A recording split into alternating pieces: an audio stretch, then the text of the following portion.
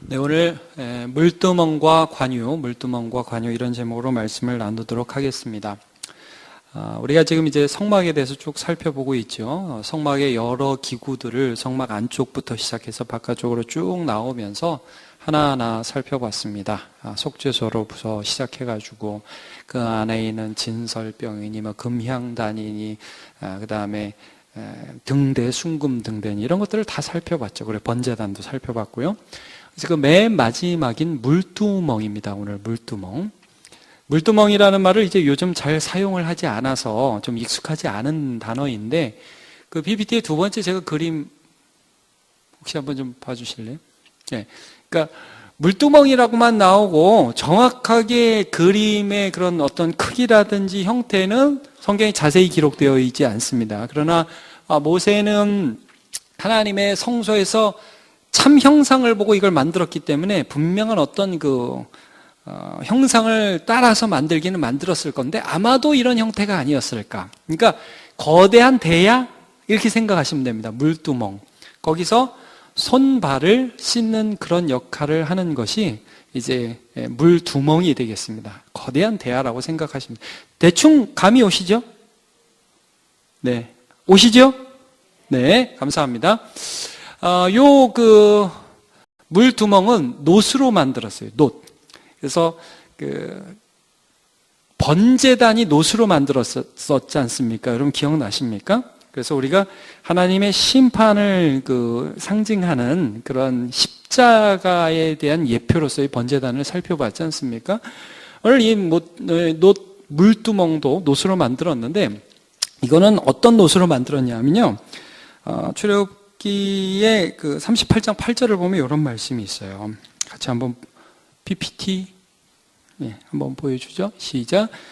그가 놋으로 물두멍을 만들고 그 받침도 놋으로 하였으니 곧 회막문에서 수종드는 여인들의 거울로 만들었더라. 자, 이제 여인들이 옛날에는 거울이요, 여러분 요즘 같은 거울이 아니잖아요. 그러니까 금속을 반질반질하게 다 이렇게 맨들맨들하게 갖고 거기 비춰보는 이렇게 좀 희미한 거울이었잖아요. 그런 놋으로 만든 거울로 해서 이 놋 물두멍을 만들었어요. 그러니까 어떻게 보면 자신의 외형을 치장하는 그러한 거울을 가져다가 내면을 닦는 그러한 하나님이 만드신 도구로 만들었죠. 그래서 거기서 제사장은 제사의 직분을 행하기 전에 손과 발을 씻게 되는 그런 역할을 합니다. 자, 우리 18절을 보시면 제가 한번 읽어볼게요. 너는 물두멍을 놋으로 만들고 그 받침도 놋으로 만들어 씻게 하되 그것을 회막과 제단 사이에 두고 그 속에 물을 담으라. 18절에 놋으로 만들라고 그랬죠. 그 다음에 20절에 보면 이렇게 말씀합니다. 20절 천천히 같이 읽어보죠. 시작. 그들이 회막에 들어갈 때에 물로 씻어 죽기를 면할 것이요 제단에 가까이 가서 그 직분을 행하여 여호와 앞에서 화제를 살을 때에도 그리할지니라. 그러니까 여러분 제사장이 제사의 직분을 하잖아요. 근데 이제 거기 들어갈 때마다 이 성전 뜰에 있는 그 놋 물두멍에 가서 늘 손발을 씻었어야 돼요. 여러분 얼마나 많이 피가 튀겠습니까? 짐승을 잡는데. 그러니까 늘 손발을 씻는 그런 역할을 하는 것이 놋 물두멍입니다. 근데 좀 위치가 어디에 있는지를 좀 보기를 원해요. 그 맨 첫 그림 한번 보여주세요. 여기 보시면 여러분 그 회막에 전체적인 그림이 나오고 있습니다. 맨 가장자리에는 그 울타리가 있죠? 네, 울타리가 있고 그 다음에 문이 있습니다. 앞에. 그래서 문을 딱 들어가면 제일 먼저 있는 게 뭐예요? 보이십니까? 제단이 보이십니까? 놋 제단? 그렇죠? 거기 짐승을 막 태우죠. 그리고 물두멍은 바로 뒤에 있어요. 그 뒤에 있고 여러분 제단이 2개 있다고 말씀드렸는데 기억하십니까? 놋 제단이 있고 분향단이 있죠. 기억이 나실란가 모르겠습니다. 회막 안에 들어가면 진설병을 놓은 진설병 떡상이 있고 왼쪽에는 금 등대가 있죠. 생각나십니까? 그럼 앞에는 뭐가 있어요? 금 분향단이 있잖아요. 그래서 거의 제단이다. 그래서 거기 올라가는 향이 뭐라고 그랬어요? 성도들의 기도. 감사합니다. 기억하시는 거죠? 믿어도 되겠죠? 네, 감사합니다. 그래서 여러분 지금 물두멍의 위치가 어디입니까? 두 제단 사이죠. 네? 그래서 놋제단, 밖에서 제물을 태우는 그 놋제단과 안에 하나님께 드린 성도들의 기도, 말하자면 하나님과 성도 사이의 교제 사이에 있는 물두멍입니다. 여러분 이게 무슨 의미냐면요, 잘 들어주십시오. 자, 우리가 예수 믿으면 맨 먼저 뭘 경험하냐 하면 예수 십자가. 그러니까 맨 처음에 만나는 게 뭐예요? 제단이죠, 제단. 맨 처음에 만나는 이 놋제단은 심판을 의미한다. 우리 죄에 대한 심판, 예수 그리스도의 십자가에서 우리의 모든 죄가 씻음 받았다. 거기서 우리의 죄는 죽었고 우리는 하나님의 자녀가 되었다는 단 한 번의 영단번의 제사로서의 예수 그리스도의 십자가를 만나게 됩니다. 맞습니까, 여러분? 그거 없이 그 다음으로 나가는 건 있을 수가 없는 거예요, 여러분. 반드시 우리가 맨 처음에 경험하는 것, 하나님의 자녀로서 맨 처음에 경험하는 것은 십자가에서, 예수 십자가에서 우리의 죄를 씻음받은 그 사건입니다. 그러면요, 여러분 우리가 예수 그리스도 십자가 만나고 그리스도 안에서 정말 용서받았고 그러면 이제 천국 간다, 끝, 우리 마음대로 산다, 그거 아니죠.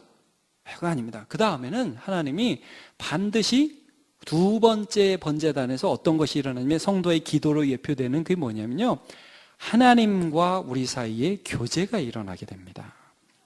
그러니까 여러분 예수 믿으면 모든 부분을 하나님께 맡기게 되죠. 예수 믿었으니까 뭐 됐다, 이제 끝, 내 마음대로 산다, 이거 예수 믿는 거 아닙니다, 여러분. 예수 믿는 건 시작이죠. 그래서 여러분 무슨 일을 만나든지 기도하지 않습니까? 예수님, 이런 일이 있습니다. 내일 이제 수능 보는데 하나님, 우리 자녀들이 수능 봅니다. 하나님, 우리 친구들이 수능 봅니다. 믿음으로 이 일들을 가게 해 주옵소서 하면서 하나하나를 의탁하면서 걸음을 걸어가게 되지 않습니까? 그러니까 이 예수 믿는 것은 삶의 하나님과 나의 교제로 이루어지게 되는데 그 가운데 반드시 있는 것이 무엇이냐? 물두멍이라는 거예요. 물두멍. 회개. 거기서 우리의 삶의 죄악들을 예수를 만났기 때문에만 알 수 있는 나와 하나님 사이의 죄악들을 씻어내는 일들을 매일매일 하게 된다는 거예요. 매일매일. 그것을 통해서 하나님과의 교제가 있게 됩니다. 여러분, 마음의 죄를 품으면 기도가 됩니까? 안 됩니까? 안 됩니다. 교제가 안 일어나요. 여러분, 그것들을 예수를 믿는다, 또 구원받아 하나님의 자녀가 되었다 하더라도 그 자녀됨이 취소되지는 않지만, 그러나 내가 그 자녀됨을 가지고 있다 할지라도 이 죄악들을 날마다 주님 앞에 가서 회개하며 깨끗함을 얻지 않고서는 하나님과의 교제가 일어날 수가 없는 것입니다. 여러분, 이제 그것이 어디에서 나타나냐면 예수님께서 섬김에 대해서 가르치실 때 베드로에게 이런 말씀하신 거 여러분 기억나십니까? 이제 세수대야 딱 가지고 예수님이 허리에 이제 수건 두르시고 한 사람 한 사람씩 가시잖아요. 그래서 이제 딱 베드로 앞에 일어나서 야, 발 씻기자. 그러니까 베드로가 뭐라고 그래요? 주님, 절대 못 씻깁니다. 그러니까 예수님이 또 강경으로 나오시죠. 야, 너하고 나하고 내가 만약에 네 발 안 씻기면 너하고 나하고 상관이 없다. 그러니까 베드로 또 오버하죠. 주님, 그럼 발만 아니라 손과 머리와 온몸도 씻겨주시옵소서. 그러니까 예수님 뭐라고 그래요? 이미 씻은 자는, 이미 깨끗해진 자는 발밖에 씻을 필요가 없다. 여러분, 이게 무슨 말씀입니까? 이미 하나님의 자녀가 되고 예수의 은혜 가운데서 용서함 받은 자는 이게 다시 뭐 새롭게 하나님의 자녀가 되고 그럴 필요가 있는 게 아니라 매일의 삶에서 그의 죄를 씻고 하나님 앞에 그 발과 손을 씻음과 같이 회개하여 하나님과 예수 그리스도와의 교제가 회복되어야 할 그런 존재다 하는 거 여러분 기억하십니까? 여러분, 이거예요. 물두멍은 그래서 성화, 날마다 거룩하여짐을 가리키는 것입니다. 제가 조금만 어려운 얘기를 할게요. 여러분, 놋제단 있죠? 놋제단. 맨 처음에 바라본 그 놋제단은 단 한 번의 하나님의 자녀가 되는 칭의, 의롭다함을 얻는 거 있죠. 요걸 가리킵니다. 놋제단을 통해서 우리가 예수 안에서 거룩하다, 의롭다 하는 것을 단 한 번에 얻는 거예요. 칭의. 그리고 물두멍은 매일의 삶에서 우리의 죄악을 회개하며 거룩하여지는 과정, 그것을 통해서 하나님과 우리의 교제가 하나하나 이루어져가는 과정을 의미하는 것입니다. 여러분, 여기서 중요한 게 회개에 대해서 제가 좀 잠깐 살펴볼게요. 여러분, 회개는 이런 거 아닙니다. 잘못했어요. 잘못했다고요. 미안하다고 그러는데 왜 자꾸 그러세요? 제가 미안하다고 했잖아요. 여러분, 이게 회개입니까? 자, 회개에는 반드시 어떤 요소가 있게 되냐면, 여러분, 예수를 만났기 때문에, 반드시 번제단을 통과했기 때문에 하나님과 나와의 관계에서 죄가 아파요. 자, 이게 이해하시겠습니까? 제가 이런 비유 여러 번 말씀드렸습니다. 여러분, 예수 믿기 전에는 죄 지으면, 안 걸리면 성공이에요. 예수 믿기 전에는 죄 짓고 안 걸리면 성공이라고요. 근데 여러분, 예수 믿으면 죄가 성공이 되지가 않아요. 아파요. 날 사랑하시는 예수님 때문에. 그 뭐라고 그러냐면 상한 심령이라고 그래요. 여러분, 예수 믿으면 날마다 죄 때문에 마음이 상하는 거 경험하십니까? 마음이 상해요. 그러니까 그게 내가 왜 그랬을까? 단순한 후회가 아니라 나를 위하여 죽으신 예수 앞에서 그 죄가 아프다고요. 내가 예수만 안 믿었으면 그렇게 아파할 필요가 없어요. 근데 예수를 믿었기 때문에 그 죄가 마음이 아파요. 심령에 상해요. 여러분, 다윗이라는 사람이 이런 고백을 했어요. 하나님이 구하는 제사는 상한 심령이라. 여호와께서 상하고 통해하는 심령을 멸시하지 아니하시리라. 여러분, 만약에 우리가 예수 믿고요, 예수 믿고 나서 죄가 마음이 아프다, 그러면 절대 이렇게 생각하지 마십시오. 나는 어떻게 예수를 믿고도 죄를 짓냐? 나는 구원을 못 받았나 봐. 어떻게 구원받은 사람이 이렇게 죄를 지을 수 있어? 여러분, 그게 아닙니다. 여러분, 예수 믿은 다음에 죄가 아프면 예수 믿었다는 증거입니다. 그래서 그 죄악에 대한 아픔을 가지고 나가서 씻어야 뭐가 일어나느냐? 성화가 일어나는 거예요. 여러분, 이게 굉장히 중요합니다. 아픔을 느끼지 않고 예수께 나오는 자는 죄를 버리지 않습니다. 근데 하나님 때문에 내가 이러한 죄악을 지을 수밖에 없다는 것을 아는 사람이 그 아픔을 가지고 예수께 나올 때 진짜 회개가 일어나는 거예요. 여러분, 성경의 수많은 회개와 가짜 회개를 보세요. 거기에 어떤 특징이냐면 진짜 회개는 반드시 아픔이라는 게 있어요. 아픔. 내가 그 죄를 지었다는 게 너무 아픈 거예요. 여러분, 다윗이 밧세바의 일로 범죄하죠. 그래가지고 밧세바를 이제 목욕하는 밧세바를 보고 성추행을 하고 자기의 충신인 신복인 우리아를 죽이는 일을 그렇게 합니다. 그리고 하나님께서 나단 선지자를 다윗에게 보내서 다윗아, 네가 이렇게 나쁜 짓을 했다. 그때 다윗이 여러분 어떻게 합니까? 범죄하였나이다 하고 엎드려서 떼굴떼굴 울면서 막 이렇게 마음 아파하죠. 여러분, 사실은 그 전부터 다윗이 이미 하나님과의 관계 속에서, 여러분, 마음이 편했을까요? 마음이 안 편했을까요? 불편하죠. 여러분, 예수 믿으십니까? 예. 여러분, 예수 믿고 죄 지면 마음이 편합니까? 기분이 짱 좋습니까? 예. 여러분, 마음이 짱 좋으면 그 예수 믿지 않는 것일 확률이 높습니다. 그럴 수가 없습니다. 예수 때문에 그게 불편. 이미 다윗은 너무 마음이 아팠어요. 그런 상태에서 나단이 딱 찔르니까 떼굴떼굴 굴르는 거예요. 여러분, 그렇게 아파하고 말씀이 그를 찔렀어요. 그러니까 그의 삶에 세상계 기준이 아니라 말씀이 자기를 푹 찌르기 시작하니까 변화가 될까요? 안 될까요? 변화가 되는 거예요. 여러분, 회개에는 반드시 이 아픔이라는 과정이 필요해요. 다윗이 나중에 뭐라고 고백을 하냐면, 그때 시편 51편에 그때 일을 회상하면서 이런 고백을 해요. 자, 시편 51편 4절을 한번 보여주십시오. 같이 한번 읽어볼까요? 시작. 내가 주께만 범죄하여 주의 목전에 악을 행하였사오니 주께서 말씀하실 때 의로우시다 하고 주께서 심판하실 때 순전하시다 하리이다. 왜 주께만 악을 범했다고 그렇게 말씀을 하고 있을까요? 우리아에게 악을 범하고 밧세바한테 나쁜 짓을 했죠. 근데 여러분, 최종적으로 다윗의 마음에 가장 걸린 건 누구예요? 하나님이에요. 물론 여러분, 이렇다고 해서 절대로 난 우리아에게 범죄한 거는 뭐 아니야, 뭐 밧세바에겐 잘못한 거 없어, 이렇게 하면 이거는 좀 정말 철면피죠. 그런 식으로 하면 안 됩니다. 예수 믿는 사람이 난 하나님께만 죄를 지었어. 그건 정말 좀 파렴치한 소리입니다. 그러면 절대 안 됩니다. 여러분, 그러나 그의 마음에 최종적으로 가장 마음에 찔린 건 누구요? 하나님이었다. 이 통회하는 마음 가운데 하나님의 말씀이 그에게 오니까 그 아픔들이 열매 맺는 결실로 변화되는 것입니다. 여러분, 예수 믿어서 저와 여러분 앞에 고통이 있는 것, 죄악으로 인한 고통이 있는 것에 대해서 염려하지 마시고 오히려 그런 고통이 없다면 그것 때문에 간구해야 됩니다. 하나님,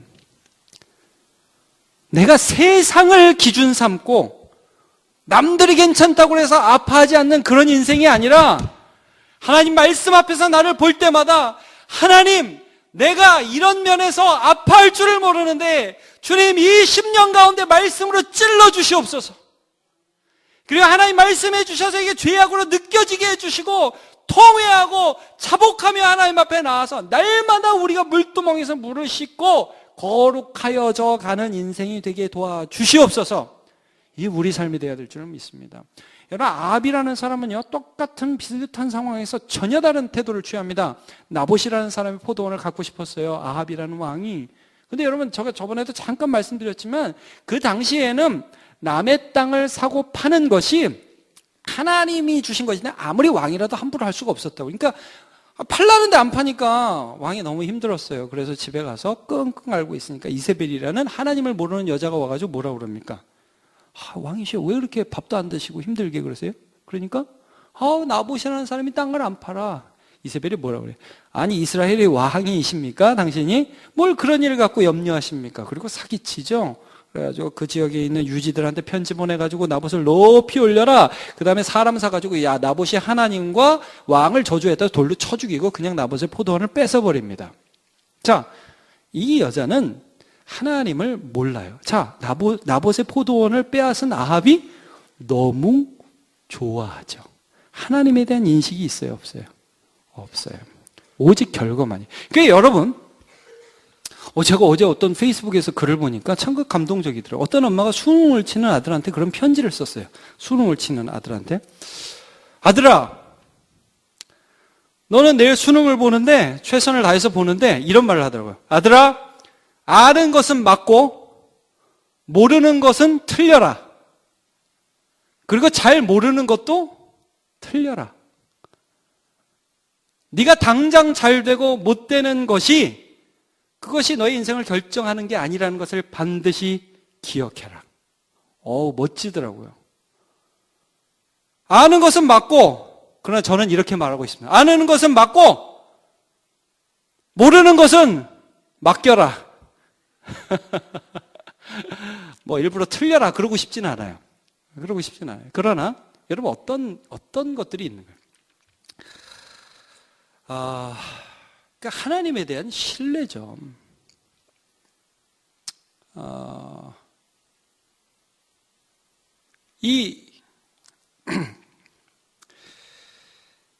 우리가 이 세상이 막 우리를 지켜줄 것 같고 그런 조급함들이 있는 거예요. 그러니까 아합은 결과만 나오면 좋다 이런 생각들을 늘 가지고 있었는데 여러분, 하나님의 사람은 그 과정 속에서 하나님과의 관계가 중요한 거예요.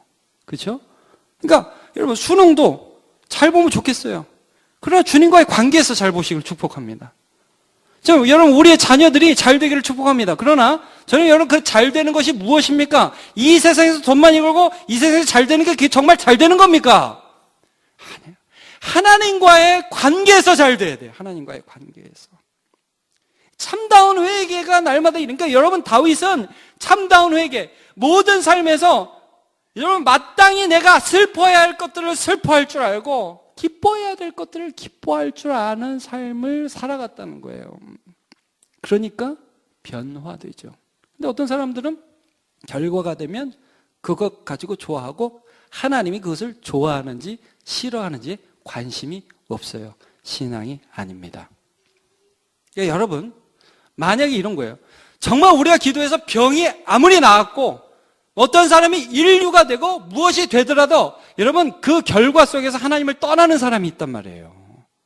그 참 역사가 아닙니다. 우리가 두려워하고 무엇이 진리인가를 여러분 아픔을 회복할 줄 아는 신앙인 되시기를 축복합니다. 네. 아파할 걸 아파할 줄 알고 슬퍼할 걸 슬퍼할 줄 아는 신앙.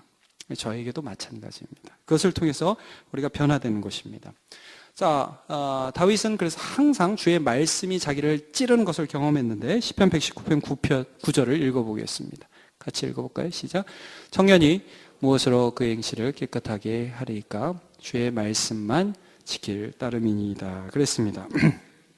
요한복음 15장 3절도 같이 읽어보죠. 시작. 너희는 내가 일러준 말로 이미 깨끗하여졌으니. 여러분 이게 무슨 말씀을 하는 겁니다. 제자들은 예수님과의 관계에서 어떤 삶에 있든지 그들의 마음에 하나님의 말씀이 터치하기 시작했어요. 여러분 제자들이 가는데 막 서로 싸웠잖아요. 누가 높은가, 누가 1등 되는지 서로 싸웠잖아요. 그런데 예수님이 그들을 찾아가서 어떤 말씀을 해줘요? 야, 너네들 섬기는 자가 더 큰 자다. 내가 선생이 되어서 섬기는 걸 기억해라. 이런 말씀을 들었죠? 여러분 그걸 들었죠? 그 말씀을 들을 때 제자들의 마음에 뭐가 있었냐? 아픔이 있었다고. 아픔이. 그런 과정들, 예수님과 나와의 관계가 시작되어서 나의 죄악이 드러나고 그 모든 죄악들이 드러나서 아픔이 있기 때문에 날마다 깨끗해져가는 삶을 살았다는 거예요. 좋고 좋은 게 아닙니다.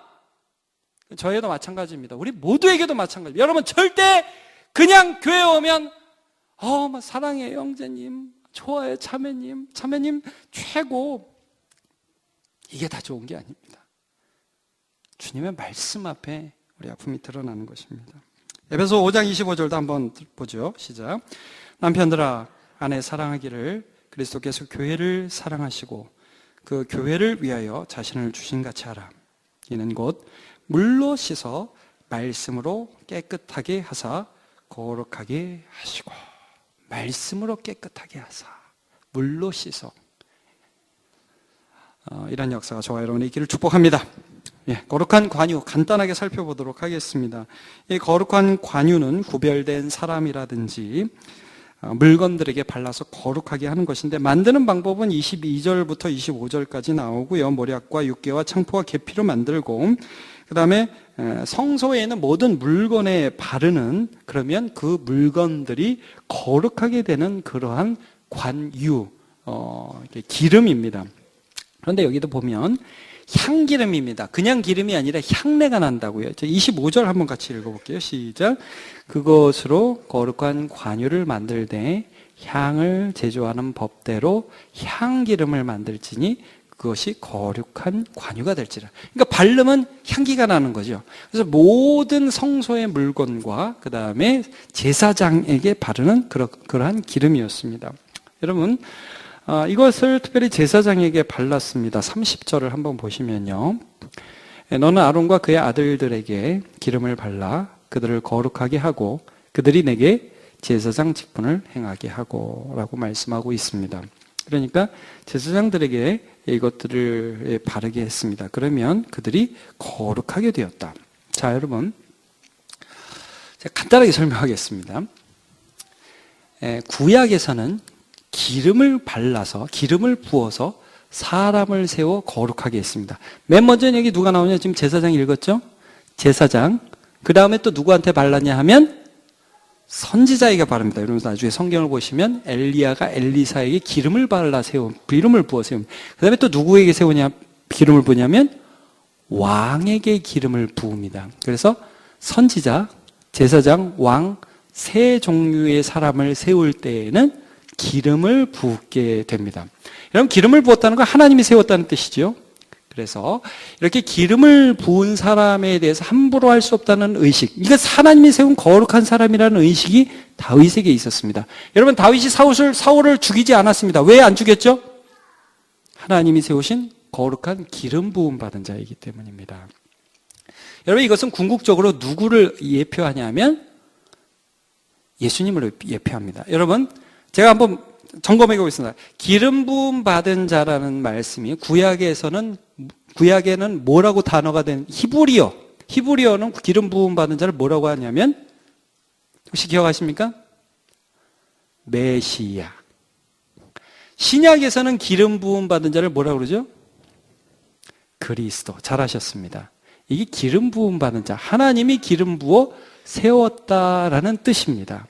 그러니까 결국 이 기름, 관유를 통해서 거룩하게 세우는 자는 궁극적으로 누구를 예표하는 것이냐면 예수 그리스도를 예표하는 것입니다. 그리고 여기서 한 걸음 더 나아가서 여러분, 기름 부어서 세우는 사람은 누구를 예표하냐면 예수 안에 있는 우리를 예표하는 것입니다. 자, 성경 구절을 좀 살펴볼게요. 첫 번째는 예수고 그 다음에 우리라고 그랬어요. 자, 우리 사도행전 10장 38절 제가 읽겠습니다. 하나님이 나사렛 예수에게 성령과 능력을 기름 붓듯 하셨음에 그가 두루 다니시며 선한 일을 행하시고 마귀에 눌린 모든 사람을 고치셨으니 이는 하나님이 함께 하셨습니다. 성령과 능력을 기름 붓듯. 예수님이 세례 받으실 때 성령이 임하시는 그 사건을 가리켜서 성령으로 기름 부음 받은 예수 그리스도를 상징하고 있죠. 자, 그 안에 있는 우리도 상징하는 것입니다. 자, 요한일서 2장 20절 제가 읽습니다. 너희는 거룩하신 자에게 기름 부음을 받고 모든 것을 아느니라. 제가 이거 한 번 설명한 적이 있습니다. 성령의 기름을 받아서 여기서 모든 것을 안다는 얘기는 지식을 딱딱딱딱 다 안다는 얘기가 아니라 여기 배경이 뭐라고 그랬어요? 이단을 분별한다는 말씀이라는 것을 제가 이제 한 번 말씀드렸습니다. 무엇이 이단이고 무엇이 참인지. 제가요, 어제 페이스북 한번 보다가 정말 넘어가는 줄 알았습니다. 이만희 영상이 유출됐더라고요. 신천지. 여러분, 신천지 이만희 아시죠? 그 사람이 무슨 무슨 선교사역을 마치고, 신천지 선교사역을 마치고 왔는데, 뭐라고 거기서 갑자기 얘기하면 만왕의 왕이시오 만주의 주이신 우리 이만희 총재님께서 들어오십니다. 막 뒷골이 땡기더라고요. 아멘! 박수 치고 있어요. 정말 제가 여러분, 분별 이런 것들을 우리가 보면 여러분 웃기지 않아요? 웃기죠? 예. 이게 성령께서 우리에게 기름 부으셔서 우리가 하나님의 말씀을 진리로 받아들인다는 거예요. 그래서 알 수 있고 분별할 수 있다는 것들을 말씀해 주고 있는 거예요. 요한일서 2장 27절 제가 읽습니다. 이것도 너희는 주께 받은 바 기름 부음이 너희 안에 거하나니 아무도 너희를 가르칠 필요가 없고 오직 그의 기름 부음이 모든 것을 너희에게 가르치며 또 참되고 거짓이 없으니 너희를 가르치신 그대로 주 안에 거하라.